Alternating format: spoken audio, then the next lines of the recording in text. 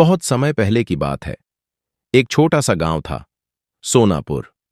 गांव के ठीक पीछे था एक घना जंगल, जिसे सब नीलकंठ वन कहते थे।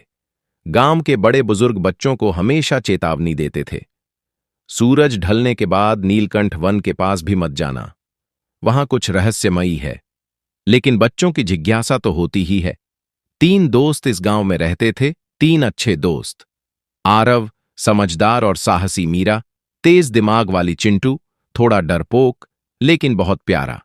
तीनों रोज स्कूल के बाद नई नई कहानियां सुनते और सोचते। आखिर नीलकंठ वन में ऐसा क्या है? रहस्यमयी आवाज। एक दिन शाम को जंगल की तरफ से टिन टिन जैसी हल्की सी आवाज आई। मीरा ने कहा, ये आवाज रोज नहीं आती। आरव बोला, चलो बस किनारे तक चलते हैं। चिंटू डरते हुए बोला, अगर भूत हुआ तो? लेकिन जिज्ञासा डर से बड़ी थी। बोलता हुआ दिया। जैसे ही वे जंगल के किनारे पहुंचे, उन्हें एक पुराना मिट्टी का दिया जलता हुआ दिखा। अचानक दिया बोल पड़ा, डरो मत बच्चों, मैं तुम्हारा इंतजार कर रहा था। तीनों के पैरों तले जमीन खिसक गई।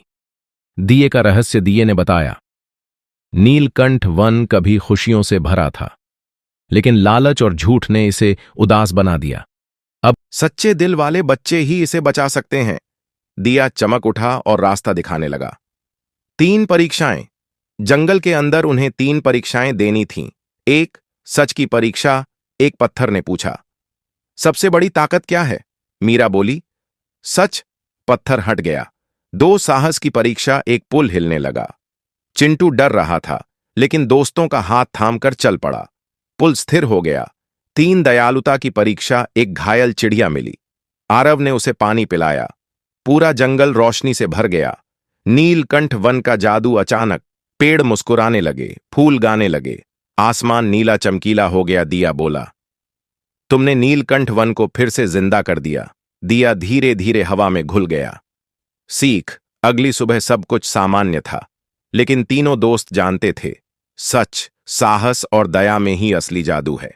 और नीलकंठ वन अब वो बच्चों का दोस्त बन चुका था। मॉरल बच्चों के लिए, सच बोलना सबसे बड़ी ताकत है। डर के बावजूद सही काम करना साहस है। दया से दुनिया सुंदर बनती है।